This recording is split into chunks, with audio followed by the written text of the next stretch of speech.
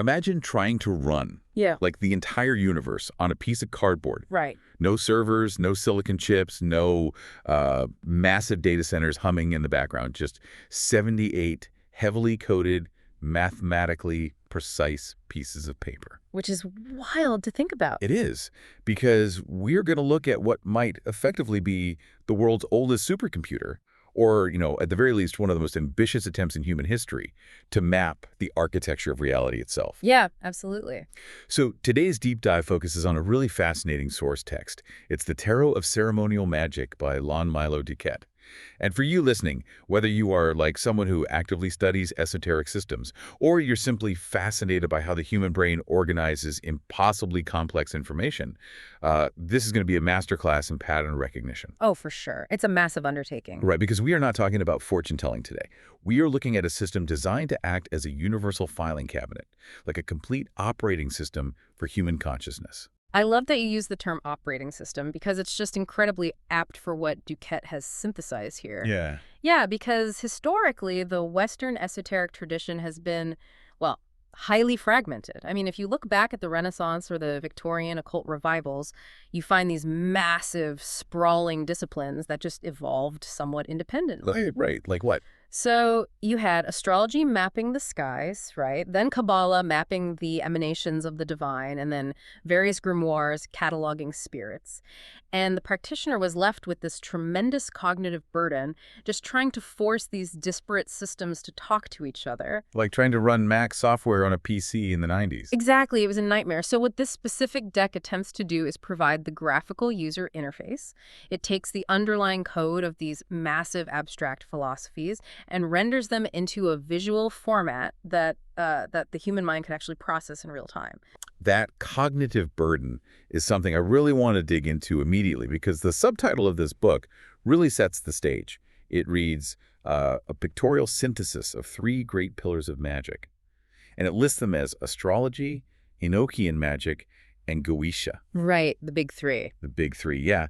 And looking at the history provided in our sources, it seems like being a ceremonial magician in the past was essentially an administrative nightmare. Oh, it was awful. You would need a whole library of contradictory text, constantly cross-referencing planetary hours with angelic names and demonic seals. I keep thinking of it like a command line interface on an early 1980s computer. Yeah. You had to manually type in every single coordinate and just hope you didn't miss a comma or the whole program would crash. Well, it was actually worse than a command line interface because the stakes, at least in the minds of the practitioners, were infinitely higher than just getting a syntax error. Right, your soul is on the line. Exactly. So let's break down those 3 pillars to really understand the sheer volume of data we are talking about here. The first pillar is astrology. In the Hermetic tradition, which is the philosophical backbone, asserting that the macrocosm of the universe mirrors the microcosm of the individual astrology, is the foundational grid. Like the classic as above, so below concept. Yes, exactly that. It's the objective environment. It maps the gravitational pulls, the seasonal tides, and those massive, slow-moving archetypal forces governed by planetary bodies. It essentially dictates the when and the where of any magical operation. Okay, so that handles the macro scale. But what about the second pillar? Because I saw Enochian magic in there, and that sounds, what role does that play in this framework? So Enochian magic represents the underlying source kind of creation. Just to give some context, this system was recorded in the late 16th century by the Elizabethan mathematician John Dee and his scryer, Edward Kelly. John Dee, right. He was Queen Elizabeth's astrologer, wasn't he? He was. He was one of the most brilliant minds of his age, a navigator, an astronomer, a cryptographer. And through years of intense scrying sessions, they claim to have received an entire language. Like a literal spoken language. A literal language, complete with its own syntax, grammar, and a massive hierarchy of angelic entities. In the context of ceremonial magic, Enochian is not just a language of communication. It's considered the actual energetic mechanism of the universe. Oh, wow. Yeah, so if astrology is the hardware, the physical planets, and stars Enochian is the programming language that dictates how the energy flows through that hardware. Okay, so that sets up a fascinating duality. You have the objective reality of the stars and then the divine mathematical language of the angels, which brings us to the third pillar, which is the Goetia. Yes, the Goetia. And from everything I have read, the Goetia, specifically the spirits detailed in the Lesser Key of Solomon, It just feels very different from the sweeping majesty of astrology or the high mathematics of Enochian angels. It does. It feels, I don't know, gritty. It deals with 72 specific spirits or demons that govern very earthly terrestrial things. That contrast is entirely intentional, though. If we look at this through a modern, maybe like a Jungian psychological lens, the Goetic spirits represent the microcosm in its rawest form. So the human mind. Exactly. They are the deeply rooted, highly specific complexes within the human subconscious. They represent our earthly desires, our shadow traits, our survival instincts, and all those unrefined emotional drives. Okay, so when a system attempts to synthesize all three of these pillars, it is basically attempting to build a bridge from the highest, most abstract celestial mechanics down through the linguistic code of creation directly into the messy, complicated psychological reality of the human shadow. That is exactly what it's doing. Which brings us back to the sheer impossibility of holding all of that in your head at once. I mean, if I am trying to focus on my psychological shadow while vibrating a 16th century angelic language while perfectly timing it to the transit of Jupiter, my brain is just going to short circuit. It's too much data. Right. But this text argues that the tarot is the solution. It is the physical anchor.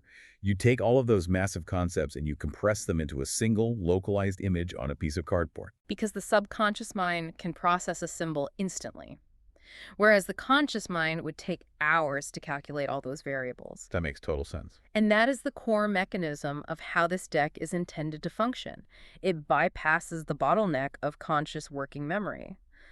But to understand how those symbols are organized, like how the deck knows which angel belongs with which planet and which shadow aspect, we have to look at the underlying architecture. The blueprint. Right, because the tarot is not just some random collection of 78 images. It is draped over a very specific, highly rigid mathematical framework known as the Kabbalistic Tree of Life. Okay, let us explore that framework because the diagram provided in the sources is incredibly intricate. It's a lot to look at. It really is. So the Tree of Life consists of 10 spheres, which are called the Sephiroth, and they are arranged in 3 vertical columns. At the very top, you have a single sphere labeled with the aces, representing the pure initial spark of an element. Exactly, pure potential. Right, and then the spheres descend in this kind of zigzag pattern, number 2 through 10, with the 10s sitting at the very bottom, representing solid, dense physical matter. Yes, the material world. And connecting these 10 spheres are 22 lines or paths, and each of those paths corresponds to one of the major arcana cards. So, like the Magician or the High Priestess. The geometry here is a literal map of manifestation. In this philosophy, the universe does not just pop into existence all at once. Energy begins as something entirely unmanifest, pure potential at the top of the tree, and it has to travel down through various stages of density. Like water flowing down a mountain. That's a great way to picture it. It moves through the spheres of divine will, into deep cosmic waters, through stages of form, structure, emotion, and intellect, until it finally crystallizes into the physical reality we inhabit at the bottom. So the 10 numbered spheres represent objective, fixed states of reality. Okay, I am looking at this diagram and I have to ask a practical question. Go for it. If I have a deck of cards and I am pulling one to get some insight into, say, a conflict I am having at work, do I really need to map out these complex pathways? Like, does knowing that the High Priestess is the specific energetic bridge between the sphere of Keter and the sphere of Tiferet actually change the utility of the card? I see what you're saying. It just feels like we are adding layers of academic complexity to something that is usually, intuitive. Well, it depends entirely on whether you are practicing divination or ceremonial magic, and the source text is very clearly focused on the latter. Right, the title literally says Ceremonial Magick. Exactly. So if you are using the cards purely as psychological prompts or intuitive mirrors to reflect on your work conflict, then no, you do not need the complex map. The imagery alone will trigger the necessary psychological associations. Okay. However, in ceremonial magic, you are not passively asking the universe for a weather report. You are actively attempting to change the weather. Okay, so the map is not just descriptive, it is prescriptive. Precisely in its utility. In this framework, the 10 spheres, the Sephiroth, are the destinations. They are fixed addresses in the cosmos. Right.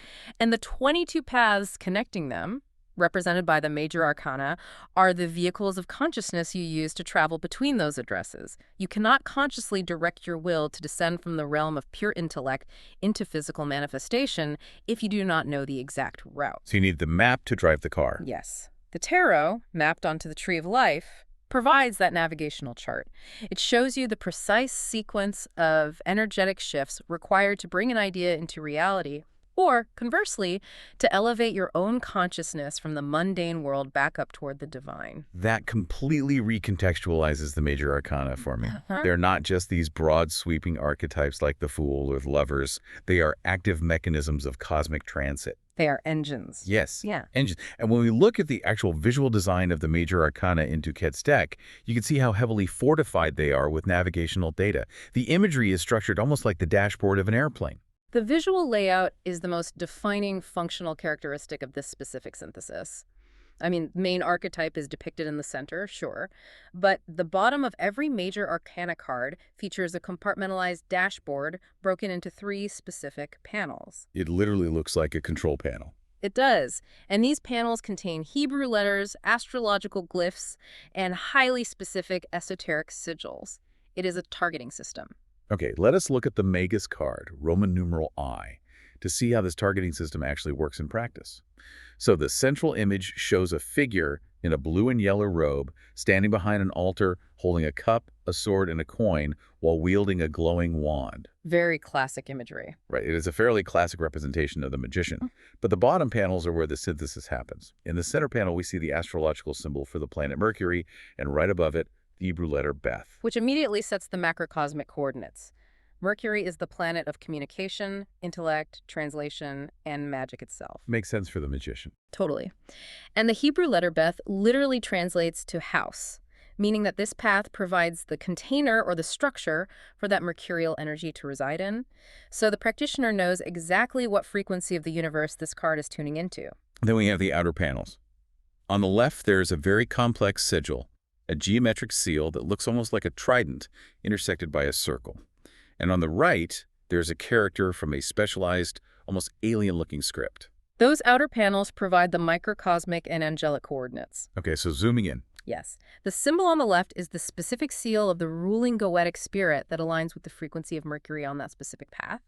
And the script on the right is the Enochian letter that acts as the energetic key. So it's locking everything together. Exactly. When a practitioner uses this card in a ritual, they are not merely visualizing a wizard.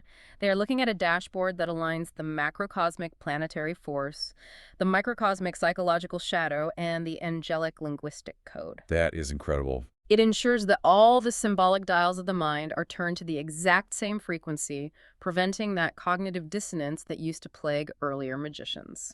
It really is a machine. Let us examine the fortune card, Roman numeral X, because the dashboard here manages an incredibly complex piece of cosmic machinery. Oh, this one is dense. Very. The traditional title is the Wheel of Fortune. The visual features a large spoked wheel. Atop the wheel sits a blue sphinx holding a sword. Rising up the right side is a dog-headed figure, Hermanubis. Falling down the left side is a crocodilian creature, Typhon. Right. And surrounding the wheel, in the 4 corners of the card, are the heads of 4 beings: a man, an eagle, a bull, and a lion. The visual density is just staggering, and every element is a functional piece of data illustrating the mechanics of time and consequence. So what are we looking at here? What is the wheel actually doing? The wheel itself represents the cyclical, churning nature of the manifested universe. The 3 figures attached to the wheel represent the 3 alchemical principles or the stages of manifestation. Okay, break those down. Sure. Hermanubis rising is the active, expansive intellectual force. The Sphinx at the top is the balancing, preserving principle. Typhon falling is the destructive, entropic force that breaks down form so the cycle can begin again. It is the engine of reality, constantly turning. And the 4 heads in the corners act as the anchor for that engine, right? Because those represent the 4 fixed signs of the zodiac. Right. Aquarius, Scorpio, Taurus, and Leo. Yes. They are the fixed framework of space and time that the wheel spins within. But when I look at the dashboard at the bottom, The controls are surprisingly focused. Yeah. In the center panel, we just have the astrological symbol for Jupiter and the Hebrew letter Kaf. Which reveals a really profound philosophical point about how this system views the concept of fortune or luck. How so? Well, Jupiter is the planet of expansion, benevolence, and synthesis. The Hebrew letter Kaf translates to the palm of the hand, specifically the grasping hand. Oh, I see where this is going. The dashboard is telling the practitioner that while the wheel of the universe spins with forces of creation and destruction far beyond human control, the way to interface with it, the way to grasp your destiny, is through the expansive, synthesizing energy of Jupiter. You do not try to stop the wheel. No, you can't. You tune into the frequency of expansion to ride it effectively. The side panels then provide the specific angelic and Goetic entities that govern that process of expansion. That is so elegant. But that brings me to a card that completely threw me when I first looked at the sources. Card number XX, the Aeon. Ah, yes, the Aeon. Because in a traditional mainstream tarot deck, this card is called Judgment. It usually features an angel blowing a trumpet while the dead rise from their graves. It is a stark, biblical, apocalyptic image. It's about finality and reckoning. It's very dramatic. Right. But in DuQuette's deck, that imagery is entirely gone. Instead, we have what looks like a photograph of an ancient Egyptian tablet. It shows a seated Egyptian god, Ra-Hoquet, being approached by a human figure under a dark, arched sky featuring a winged globe and a curved, starry female figure. This is where we see the profound influence of Aleister Crowley and the philosophical system of Thelema, which serves as the modern operating paradigm for this specific deck. Okay, so this is a Crowley thing. It is. The replacement of the Judgment card with the Aeon is not merely an aesthetic update, it is a fundamental reprogramming of the deck's spiritual software. The Egyptian tablet depicted is the Stele of Revealing, an actual historical artifact that holds central importance in Thelemic theology. But why completely ditch the concept of judgment? I mean, what does replacing an apocalypse with an Egyptian artifact actually do for the practitioner? It changes the entire trajectory of the spiritual journey. In occult philosophy, the concept of judgment belongs to what is referred to as the Old Aeon, specifically the Aeon of Osiris. And what defines the Aeon of Osiris? That was an age characterized by patriarchal structures, dying and resurrecting god figures, the concepts of original sin, guilt, and the necessity of sacrifice for salvation. The apocalyptic imagery of the dead rising for a final judgment reinforces a binary system of reward and punishment at the end of time. Okay, so a very rigid, guilt-based framework. Exactly. And Thelema asserts that humanity has evolved past that paradigm and entered the new Aeon, the Aeon of Horus, represented by the crowned and conquering child. So it is a shift from a philosophy of guilt and finality to a philosophy of, like, continuous evolution. Exactly. The Aeon of Horus is characterized by self-realization, the integration of dualities, and the discovery and execution of one's true divine will. So no big fiery end of the world. No. There is no final world-ending judgment. There is only the continuous fiery process of becoming. If you look at the dashboard for the Aeon card, the central panel features a massive black triangle and the Hebrew letter Shin, which represents fire and spirit. So when a practitioner places this card on their altar, they are deliberately rejecting the software of guilt and apocalypse. Yes, and running the software of spiritual self-actualization through the fire of the true will. That is a massive paradigm shift. But, we have been discussing these enormous overarching laws of physics, the turning of cosmic cycles, the shift of literal eons of human psychological history. But practically speaking, we do not live in the macrocosm every second of the day. Sadly, no. We have to do the dishes. Right. We have to pay taxes, we have shifting moods, we have seasons that change. How does this massive supercomputer slice up regular space and time to manage the mundane reality? Because that brings us to the zodiac wheel and the court cards. Yeah, if the major arcana are the overarching laws of physics and spiritual evolution, the court cards and the minor arcana are the weather systems. They represent how those massive archetypal forces filter down into tangible chronological segments of our lives. And the source material provides a deeply complex circular chart for this. A zodiac wheel composed of concentric rings. The outermost ring lists the numbered cards, the decans. The middle ring lists the court cards, which in this system are the knights, queens, and princes. Right, skipping the kings. Yeah, and the inner rings correspond to the signs of the zodiac. It maps the entire solar year. What fascinates me is that the court cards are not just representing personality types or people in your life, which is how they're often used in casual readings. That's the typical tarot reading, yeah. You're going to meet a dark-haired man. Exactly. But here, they rule specific mathematical slices of the sky. They are the administrators of time and elemental energy. In the Golden Dawn system that this deck utilizes, the traditional king is replaced by the knight, usually depicted on horseback to represent the active, fiery, volatile force of an element. And the queens. The queens represent the fluid, receptive, watery aspects, and the princes are the airy, intellectual aspects. And looking at the chart, you can see that these figures are assigned to very specific jurisdictions. They are, in a sense, cosmic middle management. I love the idea of middle management in a magical system. It's so bureaucratic. Let us look at the Queen of Cups to see how this management works. The text at the top of her card explicitly defines her territory.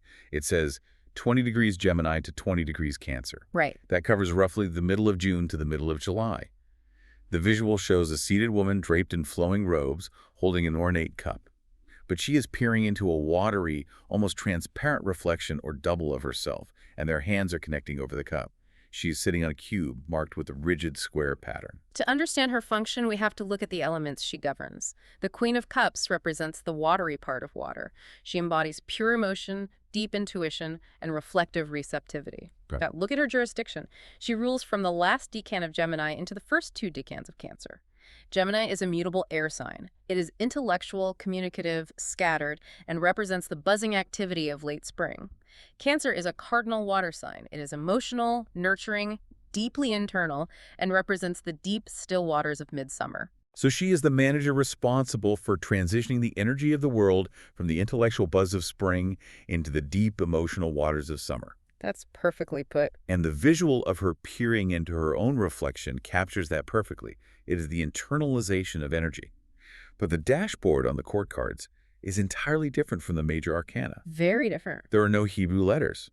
Instead, on the left, we have a symbol of a circle with a dot in it, placed over an inverted triangle, which is the sun over the symbol for water. On the right, a crescent moon. And at the very top left of the card, there are 6 horizontal lines stacked on top of each other, some broken and some solid. That is an I Ching hexagram. This is where the synthesis expands to include Eastern philosophy. The I Ching hexagram provides another highly specific conceptual lens for that exact state of energy. The dashboard is showing the interaction of elements. So it's incredibly layered. Oh, absolutely. The central grid on the bottom panel is a geomantic figure, further anchoring the energy into the earth. The entire card provides the precise formula for how water acts upon water during that specific 30-day period of the year. Okay, let us contrast her with a manager from a different department. The Knight of Discs. His jurisdiction is 20 degrees Leo to 20 degrees Virgo, which is roughly the middle of August to the middle of September. Harvest time. Exactly. The visual is intensely grounded and heavy. We see a bearded figure, the knight, acting in the role of the king, riding a sturdy, dark, almost plow horse-like animal over a landscape of rolling, harvested hills. He holds a short flail and a massive, heavy shield bearing a complex geometric cross. The Knight of Discs represents the fiery part of Earth. He is the active, driving, volatile force that forces material things to come to fruition. Look at his timing. Bridging late Leo, which is fixed fire, and early Virgo, which is mutable earth. So the fire and earth combined. Yes. This is the time of the late summer harvest. The intense fire of the sun has baked the earth and ripened the crops, and now it is time for the grueling, active, physical labor of the harvest. The horse, the flail, the shield, it all screams practical material labor. I mean, you cannot harvest crops with the intuitive reflection of the Queen of Cups. You need the driving, earthly force of the Knight of Discs. And his dashboard reflects that shift. The etching hexagram changes, the elemental symbols in the corners change to show fire acting upon earth. The visual design forces the practitioner to adopt the correct psychological posture for the season or the situation. If you are trying to manifest a physical result in your life, you do not use the watery formulas of July. You use the fiery, earthy formulas of September. And sometimes those psychological postures require certain brutality. I want to highlight the Queen of Swords because her visual is shocking. It is intense. Her jurisdiction is 20 degrees Virgo to 20 degrees Libra. She is seated on a cubic throne, holding a sword perfectly upright. But resting casually on the hilt of the sword, severed at the neck, is the bearded head of a man. It is a violent image, but symbolically it is a surgical necessity. The Queen of Swords represents the watery part of air. She is the application of emotion to intellect. But more accurately, she is the intellect cutting through emotional illusion. Her rule moves from the analytical earth of Virgo into the balancing air of Libra. Why a severed head, though? I mean, how does visualizing a decapitation help a practitioner achieve balance? Because air, representing the intellect, needs to sever the heavy, irrational attachments of the ego and pure, untempered passion in order to see clearly. Oh, I see. Yeah, the severed head represents the cutting away of emotional baggage and irrational thoughts. It is the brutal clarity required to make fair, balanced judgments, which is the hallmark of Libra. The psychological mechanism here is profound. By meditating on this image, the practitioner trains their own mind to ruthlessly cut away their own biases. It is the necessary violence of clear thought. That perfectly illustrates how these middle managers operate. But if they rule the broad seasons, what about the daily grind? What about the specific granular situations we find ourselves in on a random Tuesday?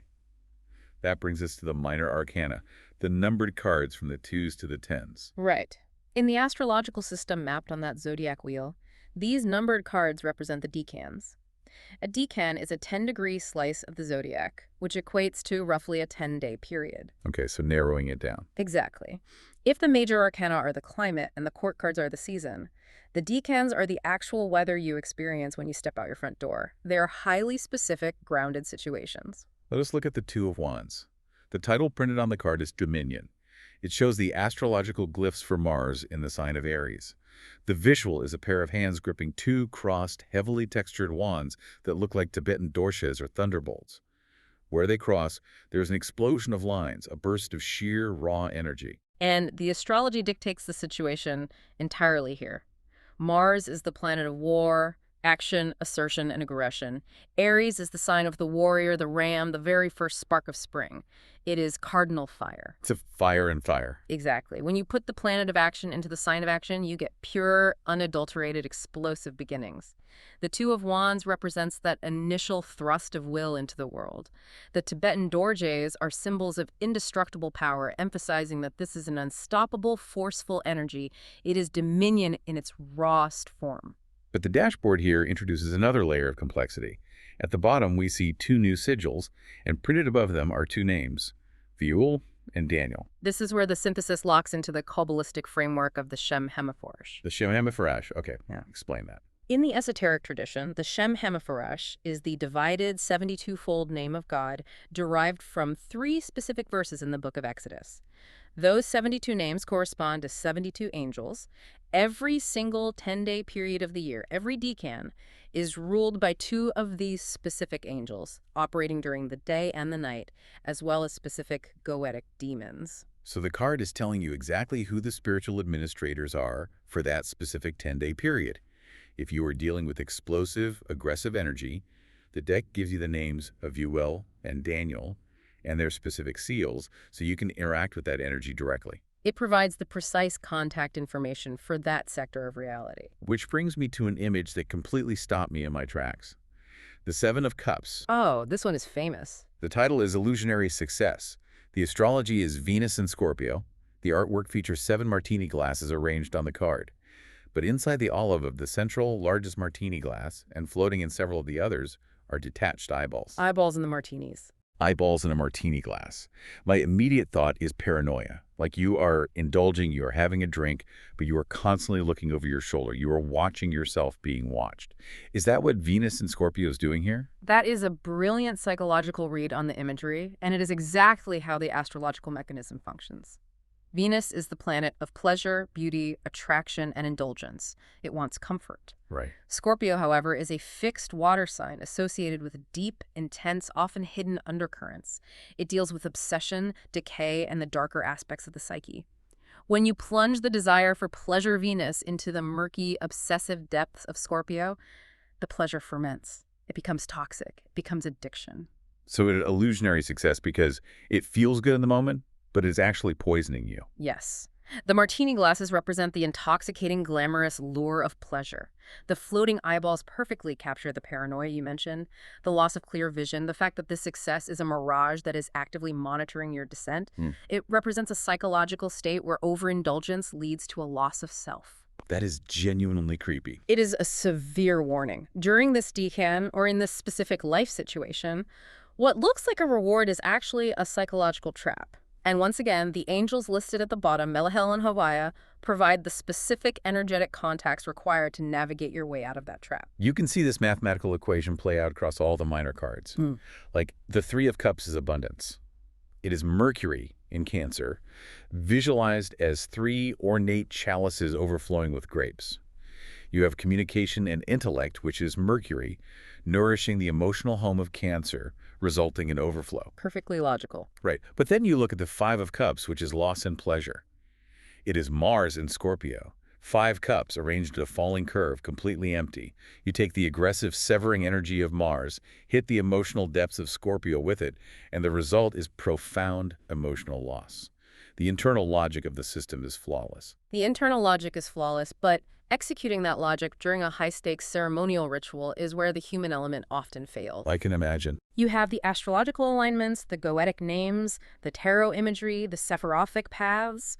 But how do you actually activate it? How do you speak the Enochian source code we discussed earlier without losing your place in the ritual? And that leads us to the most intimidating part of the source material, the Enochian tables, the spreadsheets. The dreaded spreadsheets. The sources provide several pages of these tables, and I have to be honest, looking at them, my brain is melting. It looked like a routing matrix for an IT department. Let me describe the columns for you listening. The first column is the element air, water, earth, fire. The next column is labeled Enochian, and it contains these strange capitalized strings of letters, like T of A, T-O-T-A-R, or H of B-A-T-A-I-V-A-H. Those are the specific syllables and letters extracted from the massive Enochian watchtower tablets received by John Dee. They act as the exact coordinates within the angelic realms. Right.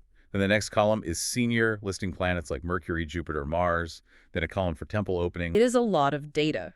I hear you saying that this synthesis makes things easier, but looking at this table, how is this not just breaking the spiritual immersion? If I'm in a darkened room with candles, trying to maintain a profound altered state of consciousness, how on earth am I supposed to cross-reference a 47 temple opening with an Enochian call without completely losing my focus? Your frustration is entirely justified, and it highlights the central paradox of ceremonial magic. It requires both intense spiritual ecstasy and absolute bureaucratic precision. But the way to view these tables is not as something you read during the height of the ritual. You view them as a pre-flight checklist. Okay, a pre-flight checklist. Walk me through that. John Dee's original Enochian system is vast and labyrinthine. It is very easy to get lost in the various watchtowers and ethers, calling upon forces that are misaligned with your intention. What DuQuette and the Golden Dawn system have done is cross-reference Dee's angelic system with the structural grades of their own temples and the planetary attributes. Let us say you are preparing a ritual to invoke the energy of air, specifically influenced by the intellect of Mercury. You sit down at your desk before you ever light a candle. You look at the table. Okay, I am looking at the row for air, and I scan across to find the senior column for Mercury. Exactly. The table then instantly dictates the parameters of your entire ritual operation. It tells you that the specific Enochian letters you must focus on or vibrate are the T of A-V-T-O-T-A-R. It tells you that to properly tune the geometry of your ritual space, you must perform the temple opening sequence for the 2 or 9 grade, which aligns your mind with the sphere of Yesod and the element of air. When you are trying to do a watery, reflective ritual, it is a ritual safety harness. The magic happens in the altered state of consciousness, but the altered state must be built on a structurally sound foundation. The table ensures that before you enter the ritual space, your hardware, your software, and your user interface are all programmed to run the exact same operations simultaneously. you set the dials before you take off. You memorize the sequence, or you construct your ritual script based on the table, and then you can let go and enter the flow state, knowing the coordinates are correct. That is the true genius of the Tarot of Ceremonial Magic, isn't it?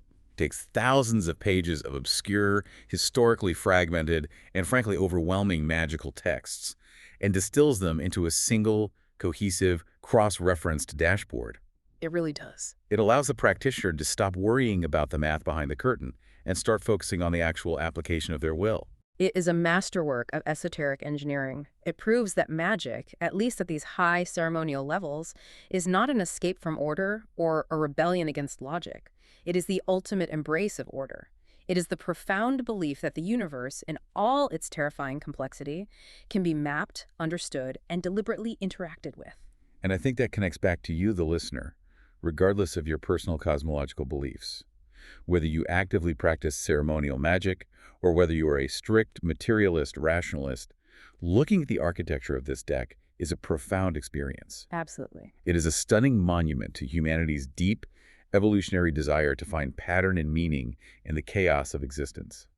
It shows that our minds are fundamentally wired to connect disparate data points, the movements of the stars, the shadows of the psyche, the structure of language, into a unified whole. We are desperate for the universe to make sense, and systems like this are our most beautiful, elaborate attempts to prove that it does. Let us take that a step further and look at the practical implications. We have spent this time analyzing how the tarot can organize all the disparate spiritual and psychological systems of history into one coherent, functional dashboard. It forces a mirror onto your own life. How so? Well, what does your own daily dashboard look like? What symbols, routines, narratives, and habits are you subconsciously using to organize your reality every single day? Because whether you realize it or not, you are running an operating system to filter the chaos of the world. The only question is whether you are actively programming it or letting it program you. That is an incredible provocative thought to leave on, a reminder to check the code we are running in our own lives. Thank you so much for joining us on this massive exploration of the Tarot of Ceremonial Magic. If you enjoyed decoding the hidden architectures of the world with us today, please hit that like button, subscribe to the show, and share this deep dive with anyone who loves exploring the complex systems that shape human consciousness. It has been a pleasure mapping the cosmos with you. Until next time, keep questioning the patterns. We will see you on the next deep dive. Take care, everyone.